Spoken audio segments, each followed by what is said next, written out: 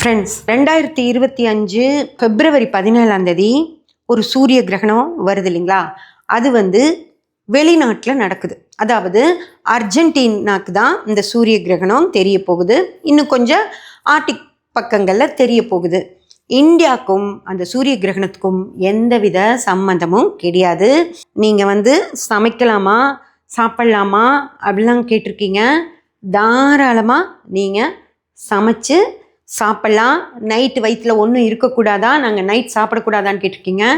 அதுவும் இல்லை, தாராளமாக நீங்கள் நைட்டு எப்பவும் போல் சாப்பிட்டுட்டு போய் படுத்து தூங்குங்க. ஒரு பிரச்சனையும் இல்லை. நீங்கள் காலையில் எழுந்திரிக்கிறப்போ கிரகணம் முடிஞ்சிருக்கும். அதுக்கும் இந்தியாவுக்கும் அதுவும் நம்ம தமிழ்நாட்டுக்கும் எந்த சம்மந்தமுமே கிரகணம்னால கிடையாது. நீங்கள் தாராளமாக நல்லா சாப்பிட்லாம், என்ன வேணாலும் குடிக்கலாம், எப்பவும் போல் இருக்கலாம். எந்தவித பிரச்சனைகளும் கிடையவே கிடையாது ஃப்ரெண்ட்ஸ்.